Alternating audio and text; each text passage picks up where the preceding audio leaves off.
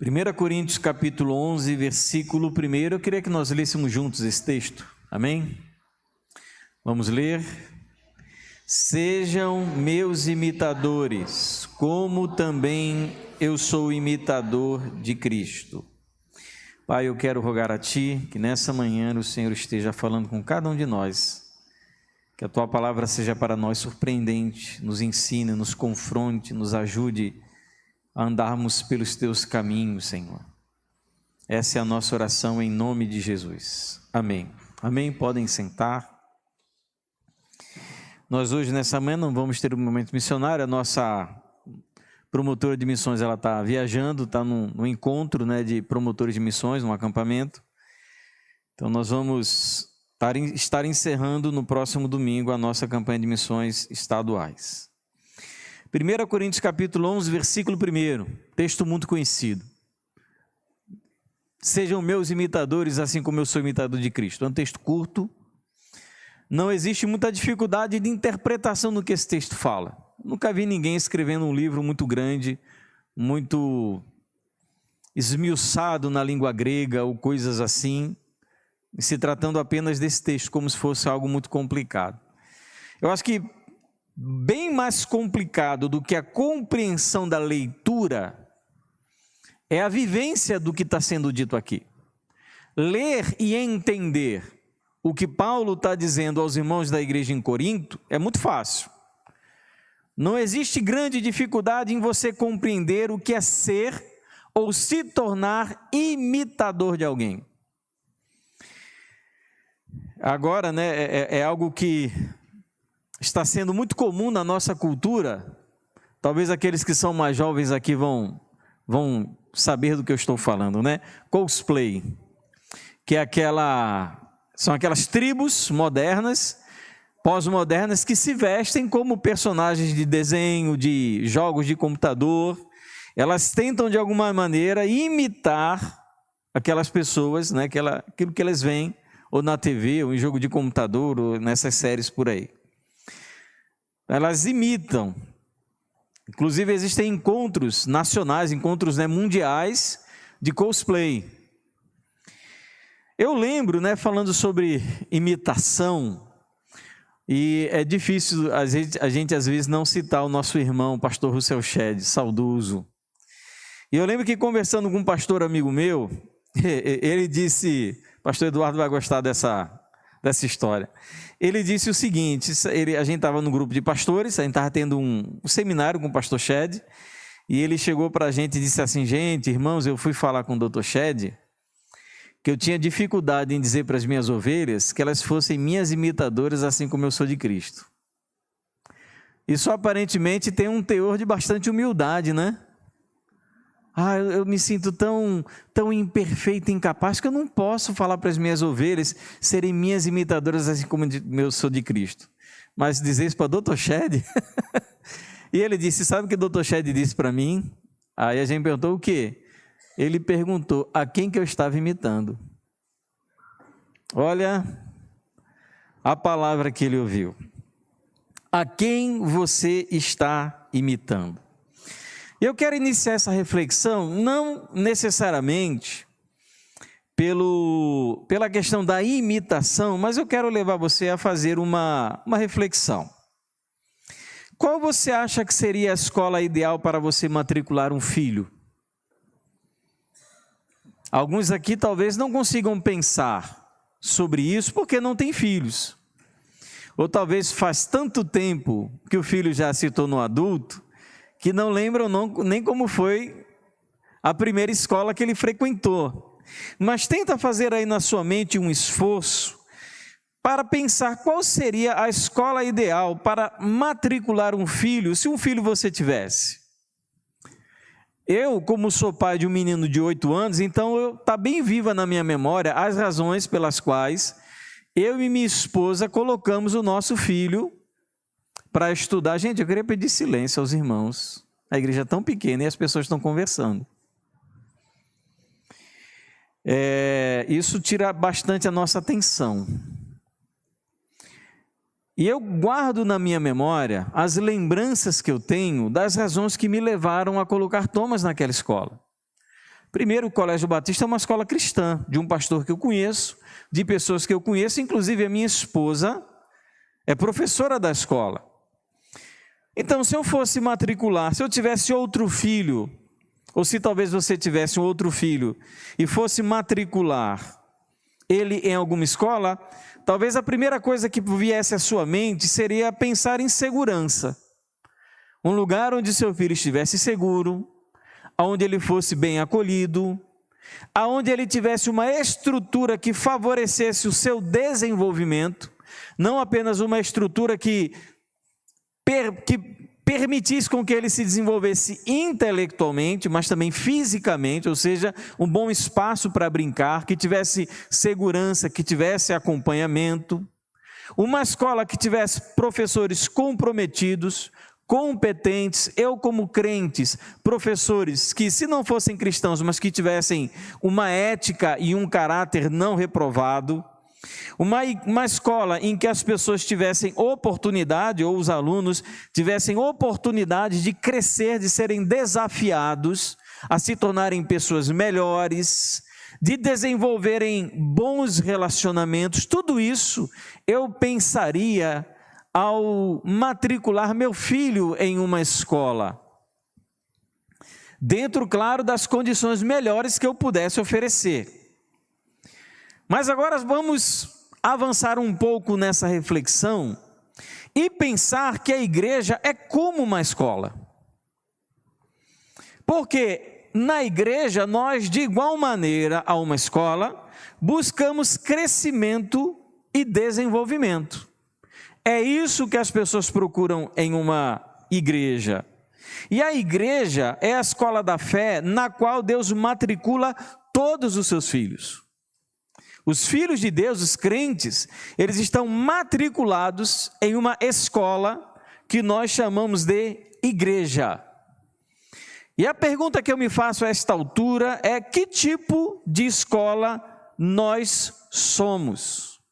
Será que Deus ele se sente animado em matricular os seus filhos na escola da Igreja Batista do Natal? Será que dentre tantas outras escolas da fé, a IBN seria uma escola escolhida por Deus para matricular os seus filhos recém-nascidos, seus novos convertidos, aqueles recém-adotados? Então, amados, eu creio que nós devemos fazer essa pergunta, porque isso vai nos conduzir a uma situação em que devemos refletir sobre o que somos e o que fazemos como igreja. Porque, amados, não ignoremos o fato concreto de que as pessoas aprendem não apenas pelas palavras e talvez aprendam muito mais pelas nossas atitudes e pelo nosso comportamento. Até dentro da administração existe um termo chamado cultura organizacional, que vai tratar acerca do comportamento das pessoas dentro de determinadas empresas. Elas vão repetir aquilo que nós estamos fazendo na maioria.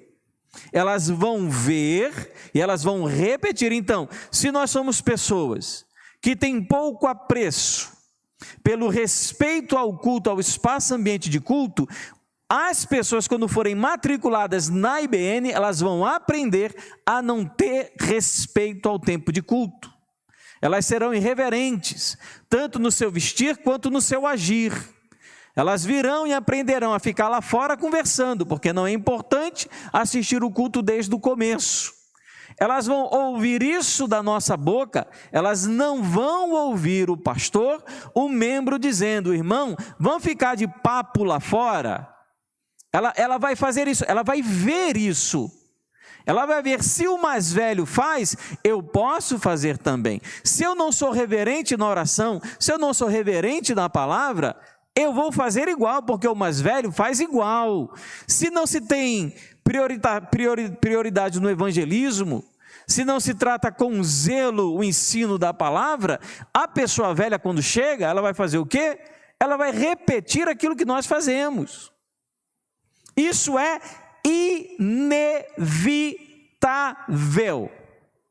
Então você pode aí ensinar, fazer curso para membro, curso para novo convertido, você fala um bocado de palavra bonita, um bocado de teologia, tudo certinho, apresenta estatuto, apresenta regimento. Quando ele cai dentro da igreja, quando ele vem para dentro da igreja, ele faz tudo diferente, porque quem ensina faz diferente dentro da igreja. E eu não estou me referindo apenas ao espaço do culto, não.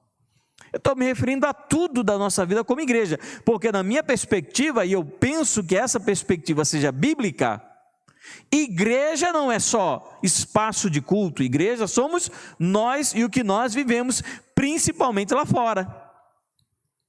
Então os nossos filhos vão aprender a ser crentes, não apenas com as nossas palavras, mas também com as nossas atitudes, com os nossos comportamentos.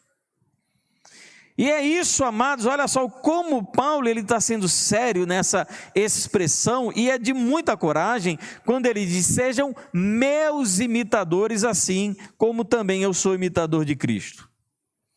Então, se queremos uma boa escola da fé, como deve ser a igreja, em que nós vamos acompanhar, e nós hoje demos um aviso sobre evangelismo, temos planos de iniciar pequenos grupos que terão como propósito também evangelismo. Também queremos formar grupos de evangelismo durante o mês. Se queremos fazer isso, a pergunta que eu devo me fazer é a seguinte: Papai do céu, ele está disposto a colocar o filho dele aqui dentro para aprender? Estamos oferecendo a ele um ambiente profundamente desafiador no que diz respeito à fé, à piedade, à integridade, ao compromisso? Estamos oferecendo? Nós devemos nos questionar isso, porque a igreja será uma boa escola da fé se houver ensino e aprendizado da palavra. Todo o currículo da igreja se fundamenta na palavra de Deus. A gente não usa Freud aqui, nem Maffesoli, nem Foucault, nem Kierkegaard, a gente usa a palavra de Deus. Não apenas como teologia ser ensinada, mas aquele tipo de palavra que é aplicada à vida como um todo. A gente olha para a nossa vida, avalia o nosso comportamento como crente, aquilo que somos, a maneira como nos relacionamos e tudo mais, a gente avalia perante a Escritura, para saber se de fato nós estamos vivenciando, encarnando Cristo que é ensinado na palavra. Oséias capítulo 4, versículo 6, diz, meu povo se perde porque lhe falta conhecimento. O que faz a igreja descambar para um mau comportamento é falta de palavra. Então tudo começa na ênfase, no amor, no respeito que as pessoas da igreja têm na palavra. Na maneira, na relação que nós desenvolvemos com a palavra do Senhor. Pelo gosto, pelo prazer da leitura, do aprendizado. Nós temos ótimas aulas de escola bíblica dominical e me entristece que os irmãos fiquem transitando e não consigam chegar no horário da EBD e se manter sentados até o final da EBD. Claro, existem pessoas que têm dificuldades, né? Enfim, a gente respeita, mas tem pessoas que conseguem assistir uma série de Netflix, maratonar 3, 4 horas, isso vai testificar contra você. Ah, o pastor prega muito, pregou 40, 50 minutos. Aí assiste Harry Potter, todos os filmes em seguida, 5, você não lembra quantos são, 4, 5, sei lá. Um atrás do outro.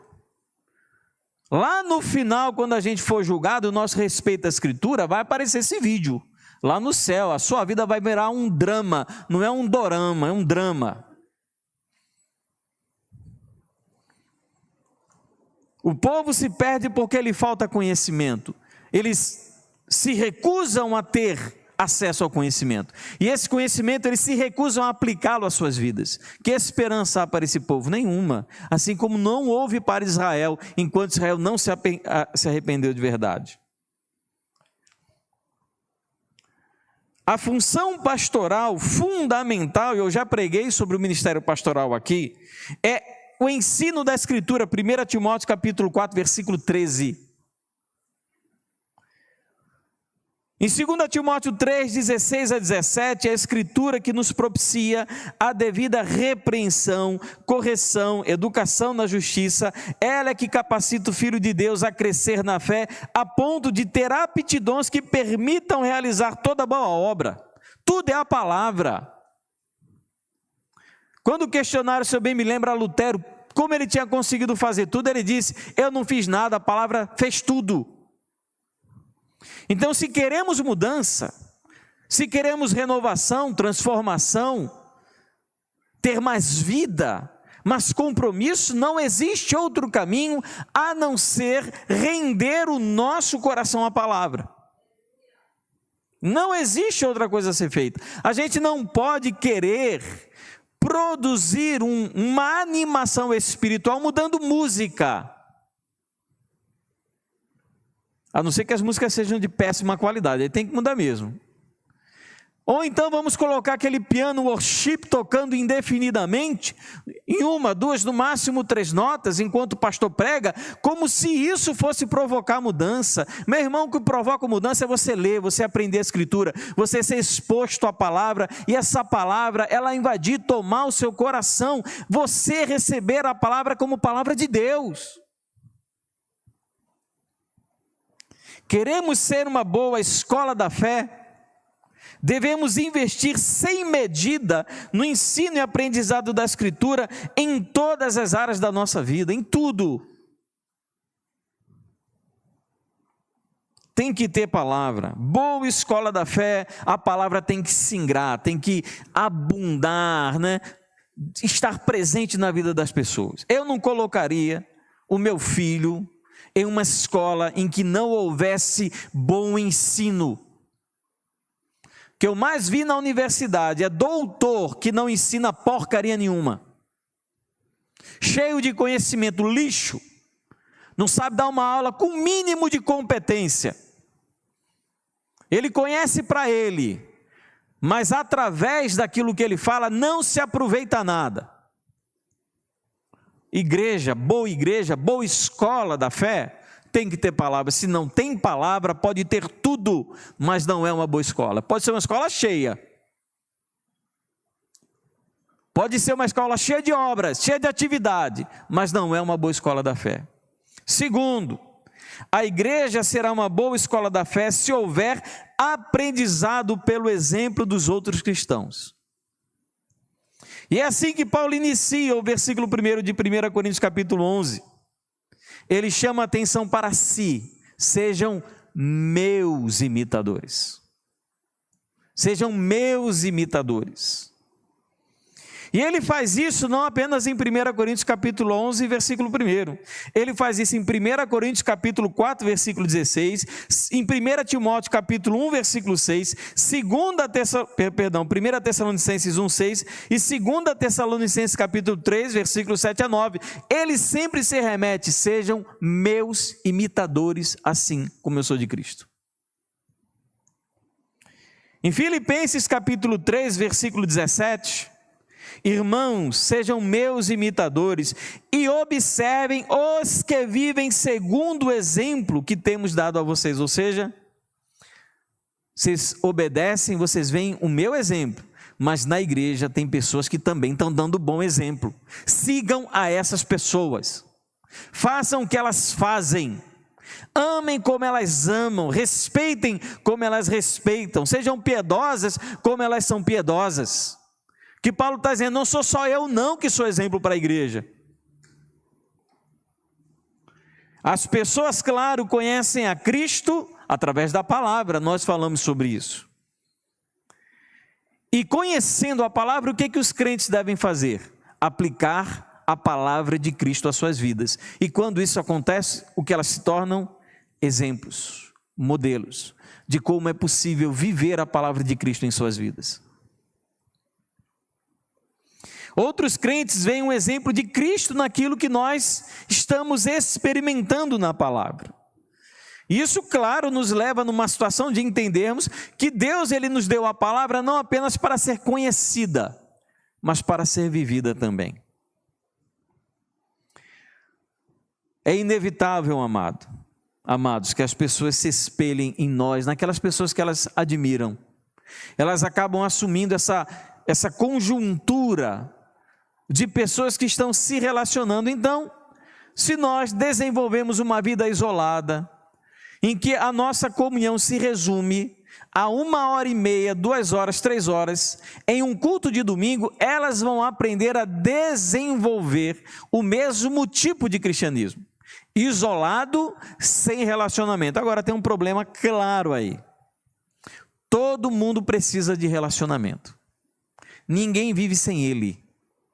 Por mais que a gente goste de um culto cuja a palavra seja pregada, a gente em uma igreja deseja muito mais do que isso. E eu não posso dizer que isso é errado, porque nós fomos criados para o relacionamento. Então nós como igreja precisamos proporcionar um espaço onde as pessoas aprendam e desenvolvam relacionamentos edificantes com base na palavra. Se não estamos fazendo isso, estamos sendo apenas grandes religiosos que se encontram uma vez por semana. A palavra precisa ser vivida. É inevitável que as pessoas olhem para nós e entendam como é a maneira correta de viver o Evangelho. Será que encontramos pessoas assim aqui, que estimule e anime Deus a matricular nesse lugar os seus filhos? Lá ele vai criar amizade. Lá ele vai ter amigos, pessoas que vão ajudar, que vão colocar o braço ao lado dele, quando ele se sentir entristecido, quando ele se sentir ferido, magoado. Lá ele vai receber perdão, lá ele vai receber repreensão bíblica quando ele pecar. As pessoas não vão ficar caladas quanto ao erro que ele tem, as pessoas não vão ficar caladas quanto àquilo que ele está fazendo de errado, elas amam a ponto de se importar com ele. Não vão ficar falando dos erros dele pelos corredores, nem nas reuniões, nas casas, não vão ficar falando. Ao contrário, vão abraçar, vão cuidar. Queridos, talvez o lugar onde haja mais bullying depois da escola seja a igreja.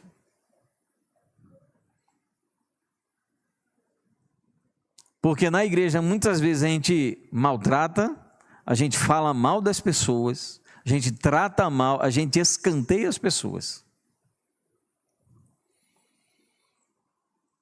As pessoas da igreja serão como nós somos, e os nossos exemplos falam muito mais do que as nossas palavras. Lembra de Jesus com os fariseus? Façam o que eles dizem, mas não façam o que eles fazem. Você já pensou Deus falar isso para um filho recém-nascido dele?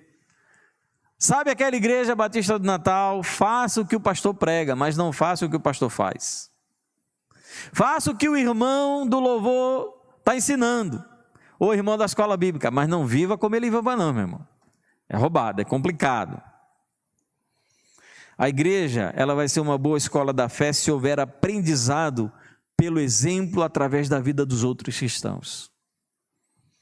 Ele vai entender a reverência na oração, a importância da palavra, a necessidade do evangelismo, o quão incomoda a igreja, aqueles pecadores perdidos que não conhecem a Cristo, a preocupação com missões, o valor dos relacionamentos, o valor do amor, o valor do perdão, o valor da transmissão da graça, o valor de uma boa visita, de um bom abraço, de um tempo de comunhão, de pessoas comprometidas. São coisas que a gente não ensina de maneira plena numa sala de EBD. A gente desenvolve isso vivendo o cristianismo. E terceiro, a igreja será uma boa escola da fé se houver aprendizado pelo exemplo de Cristo.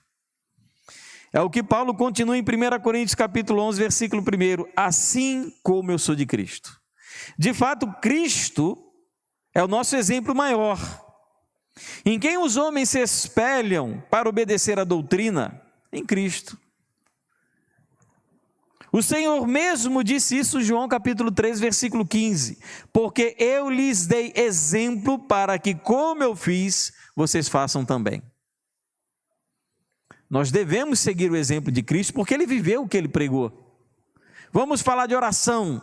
Eu acho muito interessante, quando os discípulos, lá em Lucas capítulo 11, versículo 1, quando os discípulos veem a vida de oração de Jesus, Jesus, ele nunca, olha como isso é interessante, nunca ensinou sobre oração. Nunca. Ele só falou sobre oração quando os discípulos disseram: ensina-nos a orar, assim como João Batista ensinou aos seus discípulos. Primeiro, eles tiveram toda uma experiência de ver Jesus indo para o monte orar, indo distante, se afastando das pessoas para ter comunhão com o Pai. Depois de muito tempo, vendo como era bom, aí eles chegam: Senhor, ensina-nos a orar. Nós queremos desfrutar desse tipo de comunhão que o Senhor tem com o Pai. Primeiro exemplo de Jesus, falava, gritava. 1 Pedro 2, 21, porque para isto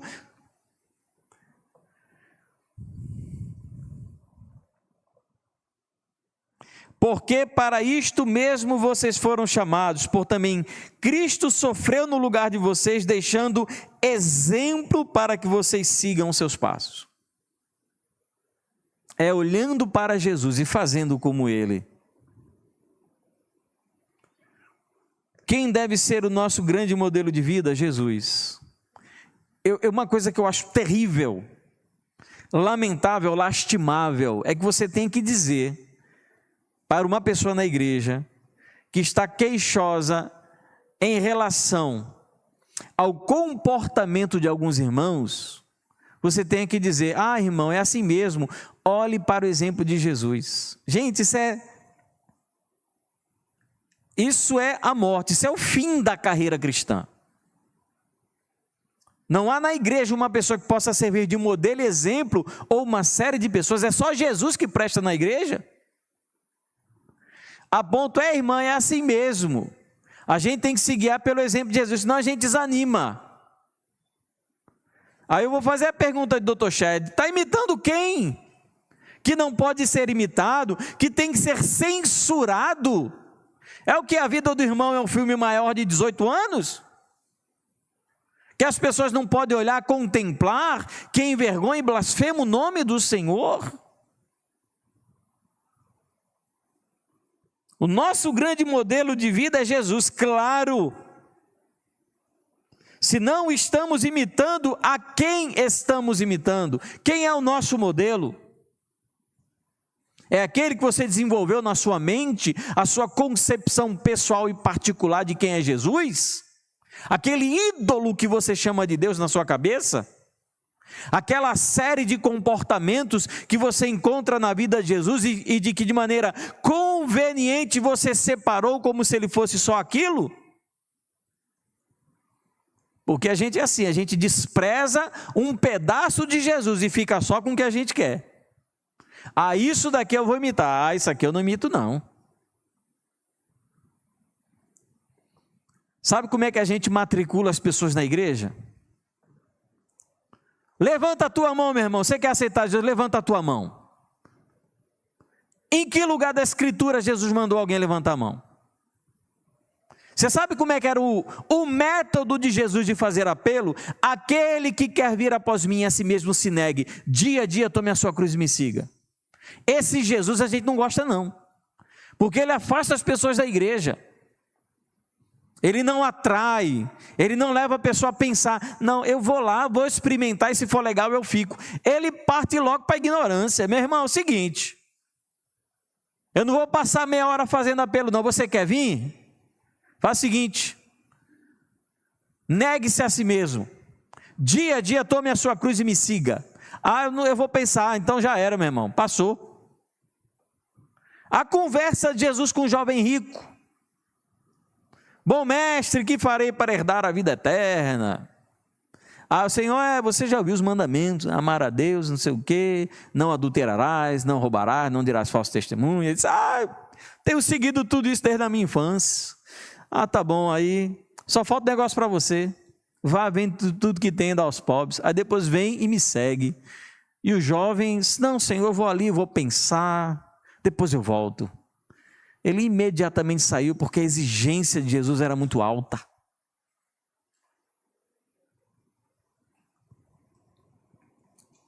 Nós precisamos imitar a Cristo em tudo, na nossa forma de proclamar o Evangelho, de desafiar as pessoas ao Evangelho, de falar dele, de compartilhar dele, de viver. Fizeram uma pergunta hoje na escola bíblica dominical: por que nós não somos perseguidos? Perseguir para quê? Nós não estamos dando trabalho ao diabo. Não confrontamos ninguém. A nossa vida não incomoda. O diabo tem coisa mais importante a fazer. Tem outros negócios mais urgentes a tratar. Depois, um dia que a igreja e os irmãos acordarem para a vida, começarem a colocar o joelho no chão, oração e tal, aí o diabo começa assim, não, peraí, aquele povo está começando a incomodar. Agora estão inventando de orar, estão inventando de evangelizar, estão inventando de orar em casa. Olha, estão orando em casa, se reunindo para orar em casa. O nosso grande exemplo, e nós devemos imitar, é o Senhor Jesus. Ele é o nosso grande modelo. Se não estamos imitando Ele, a quem nós estamos imitando? Quem está sendo o nosso modelo de vida, de comportamento cristão? Eu, com toda a sinceridade, meus irmãos, tem coisas em Cristo que eu reconheço, mas são profundamente desafiadoras. Nós hoje falamos de Estevão, primeiro mártir da igreja, jovem que tinha tudo pela frente, podia ter se calado, podia ter maneirado o seu discurso, ter sido mais inclusivo e tolerante, ter ocultado, ter sido mais simpático, mais compreensível e pós-moderno. Mas não, ele foi inventar de ser profeta, foi inventar de ser servo do Senhor, de ser íntegro, de amar o Senhor sobre todas as coisas, e olha o que deu. Morreu Estevão. Nós precisamos imitar. E quando Estevão estava morrendo, ele fez exatamente aquilo que o seu Senhor fez na cruz. Pai, perdoa porque eles não sabem o que fazem. Não lhes atribui esse pecado, Senhor. Profundamente desafiador. Se a gente não perdoa as nossas picuinhas, quanto mais aqueles que atentam contra a nossa própria vida. A gente não perdoa porque a gente chega no culto. Chegou no culto, alguém olhou torto, a gente não quer nem saber por que foi, se a pessoa teve um AVC durante a madrugada, se ela está com dor de cabeça, se ela está tendo um derrame, a gente não quer saber, a gente só sabe que foi com a gente, foi comigo. Isso é problema que ela tem comigo, e ela tá e eu não sei o quê, eu não gostei, eu não venho mais para a igreja.